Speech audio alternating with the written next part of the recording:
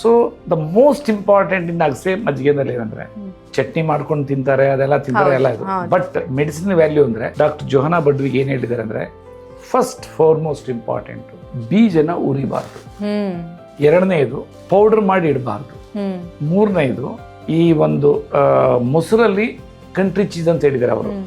ನಾನು ಮೊಸರು country cheese ಮಾಡೋದು ಸ್ವಲ್ಪ ಟಫ್. ಸೊ ಮೊಸರು ಇಂಪಾರ್ಟೆಂಟ್ ನಮ್ದು ಮಾಮೂಲಿ.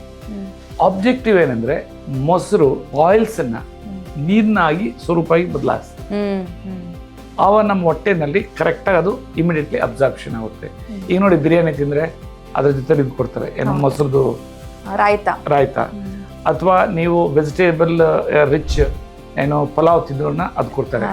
ಅವೆಲ್ಲ ಟ್ರೆಡಿಷನಲಿ ಸಾವಿರಾರು ವರ್ಷದಿಂದ ಬಂದಿದೆ, ಅದು ನಮಗೆ ಗೊತ್ತಿಲ್ಲ. EMI ಏನು ಮಾಡಿದ್ರು, ಅದ ಕ್ಲಿಯರ್ ಆಗಿ ಅದನ್ನ ಸೈಂಟಿಫಿಕಲಿ ಡಿಫೈನ್ ಮಾಡಿದ್ರು. ಸೊ ಅದನ್ನೇ ನಾವು ಮಾಡಿದಾಗ ನನ್ನ ಮಗನಿಗೆ ಬ್ಲಡ್ ಕ್ಯಾನ್ಸರ್ ಇಂದ ಅವನಿಗೆ ವಿತ್ ಕೀಮೋ BMT ಎಲ್ಲ ಆಯಿತು. ಎಷ್ಟು ಫಾಸ್ಟಾಗಿ ರಿಕವರಿ ಆದ್ನಂದ್ರೆ ಅನ್ಥಿಂಕಬಲ್. ಓಕೆ